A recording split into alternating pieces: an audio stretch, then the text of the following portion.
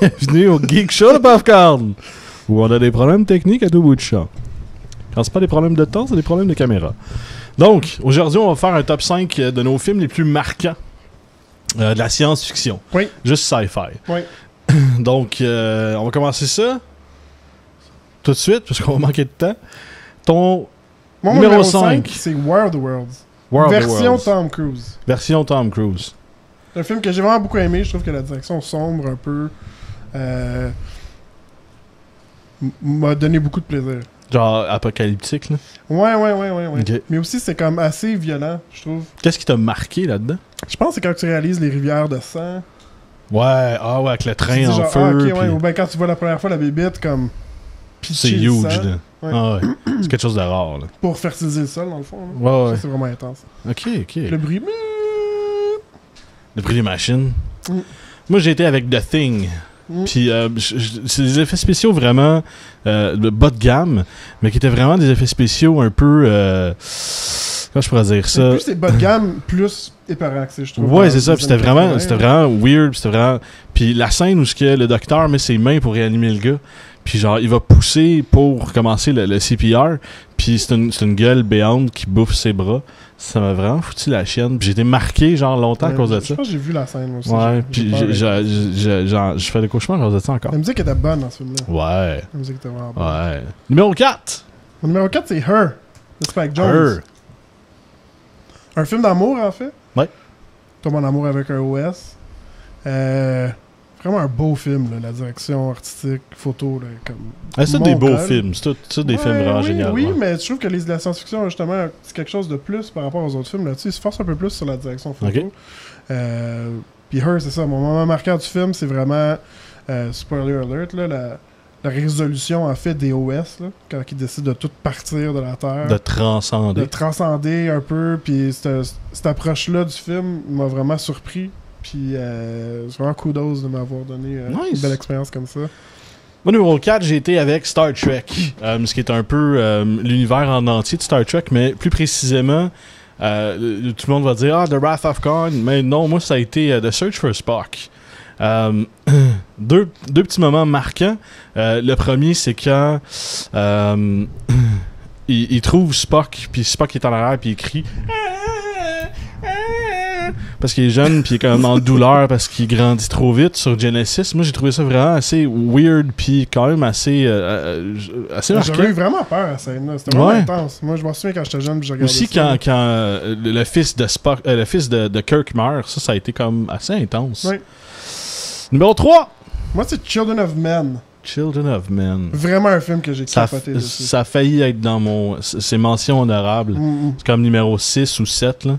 Ça a failli être dedans. Quel monde qui nous pitch dedans. J'adore toutes les subtilités de ce film-là. Que ça va jusqu'au vieux qui écoute du Radiohead chez lui. Ouais. La grosse musique techno-métal. Ouais. Puis juste comme les petites modifications sur les automobiles pour réaliser qu'on est plus tard dans le temps. Ce qui m'a marqué, c'est vraiment la scène. Ils ont fait un continuous shot là, de 10 minutes. Ouais, ben il y a beaucoup de plans séquences, ça s'appelle des plans séquences dans ce film-là. Puis il y a celui avec là, le bébé là. Ouais, exact. Ouais. Celui dans l'hôtel. Ouais. Wow. Ça c'était vraiment quelque chose de solide. J'avoue que ça m'a marqué pour les mêmes raisons.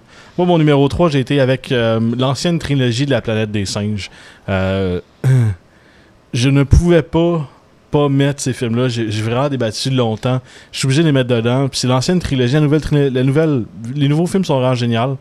Mais j'ai vraiment aimé tout l'univers.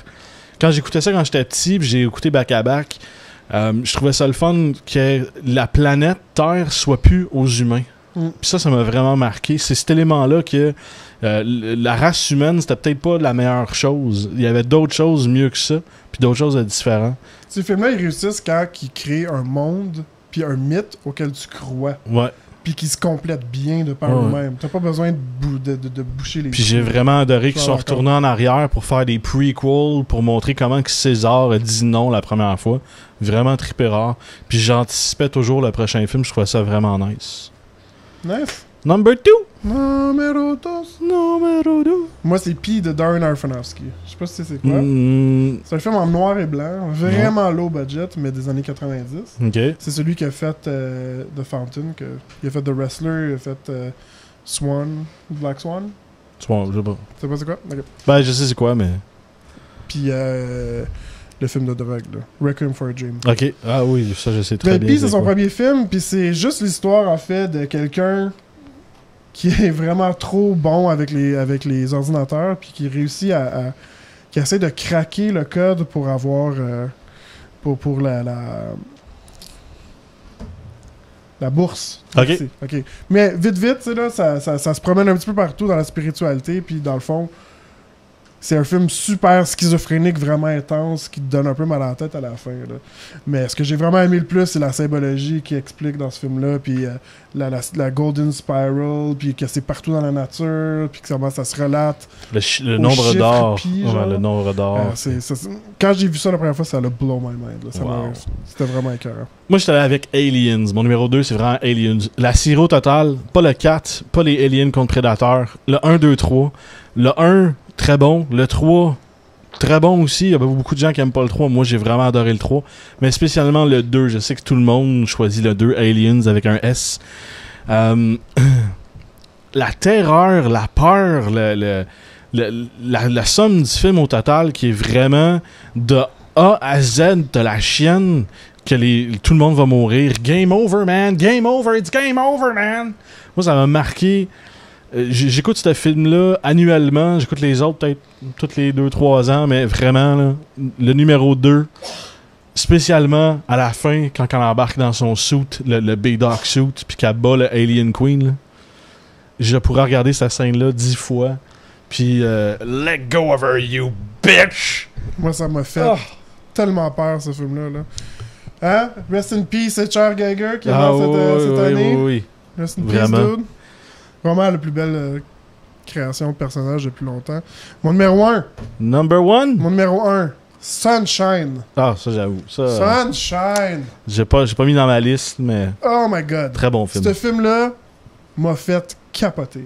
Encore une fois, une direction photo qui est spécifique, là, qu'on voit pas ailleurs. Puis qu'ils ont pu se pitcher dans un univers visuel différent de ce qu'on est habitué. La création des suits d'or. Là. C'est un film vraiment, vraiment cérébral. C'est beaucoup plus que les autres films sur cette liste-là. Puis c'est un film réaliste aussi, étrangement, dans la J'ai adoré le fait qu'il montre jamais vraiment le méchant, qui est l'ancien capitaine, qui est toujours phase-out. Puis en arrière de la lumière, c'est une silhouette. Là. Ouais. Ça, j'ai vraiment toujours eu la chaîne parce qu'on l'a jamais vu. Ah ouais. Sauf comme quand il parle à un moment donné. Là. Ouais. Oh my god. Ben encore là, on le voit pas très bien. Là. Puis on voit juste son œil qui est comme hyper dilaté parce qu'il fait trop de séances de soleil. Puis il a les yeux hyper dilatés à cause de ça. Là. Mm-hmm. Ça, c'était des petits détails comme ça qui fait que le film a vraiment... Là... Ouais, ben en fait, je pense que c'est ma partie préférée du film. C'est le dévoilement de ce personnage-là qui est pas un peu... Inattendu, hein? Ouais, qui est comme... phased out, comme que tu dis, qui est pas dans notre univers vraiment, mais qui veut juste t'amener vers Dieu, dans le fond. Là. Encore, tous mes films sci-fi ont toutes une petite connotation spirituelle, religieuse. Puis ici, c'est super présent. Sunshine, allez regarder ça. Vraiment. Vite. Moi, mon numéro 1, j'ai comme pas eu le choix de mettre Star Wars. La trilogie au complet. La trilogie. 4, 5, 6. L'autre. Non. Ok, non. Spécialement Empire Strikes Back. Il y a beaucoup de monde qui vont dire le reveal que Darth Vader c'est le père de Luke. Quoi? Spoiler! Ben moi c'était pas ça. Moi ça a vraiment été Cloud City. J'ai toujours trippé rare rendu à ce bout-là. Hot, je trippe comme un... À chaque fois que j'écoute le film, ça commence sur Hot. Je suis comme un enfant dans un candy store. Je capote. J'aime vraiment tout de cette scène-là. Dagobah, j'aime un peu moins. Puis après ça, on arrive à Cloud City.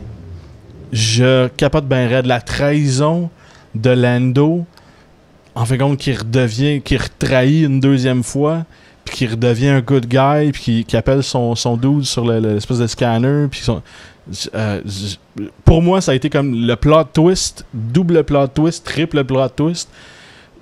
Spécifiquement, la scène où Darth Vader prend le gun de Luke. Le gun de Han Solo. Ce qui arrive, il tire. Pogne le gun, capote ben raide. On va en parler un peu plus longuement dans l'après-show mercredi.